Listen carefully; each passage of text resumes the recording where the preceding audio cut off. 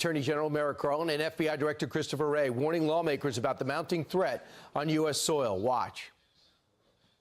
I am worried about the possibility of a terrorist attack in the country after October 7th.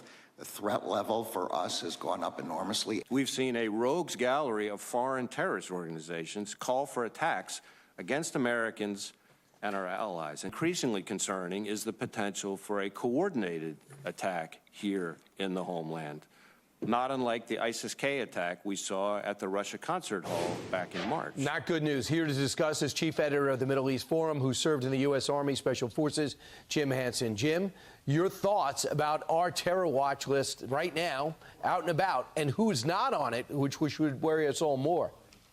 Well, I guess it's nice of these guys to wake up to the fact that the first thing the Biden administration did was open our southern border to anybody who wanted to waltz across it.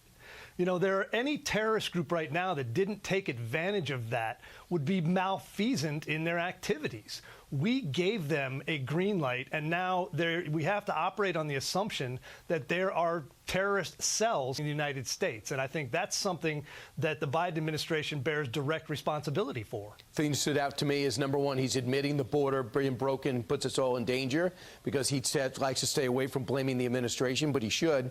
And he says there's less and less sources of information to inform people about who's coming overseas than what is happening. That's part of the negativity of the way we left Afghanistan. But what really struck me yesterday is what's happening in the Middle East and the president's comment in Time magazine about Benjamin Netanyahu. He inferred or implied that Netanyahu is behind some of the most despicable acts you can imagine, staying in power, extending a war to stay in power. When asked by Time if Netanyahu is prolonging the war for his own political reasons, Biden admits there's every reason for people to draw that conclusion.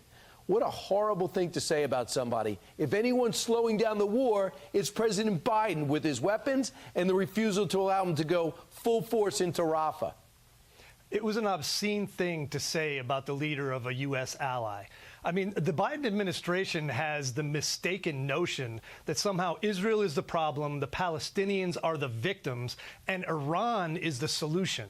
And that's just madness. They are the ones who have caused these problems. They should have backed Israel's play from the beginning. Hamas needs to be removed as any type of a factor if there is ever going to be peace in Gaza of any kind. And to say that about a guy that's going to be visiting here in a week or two to address a joint session of Congress while claiming to be his best friend is just insane.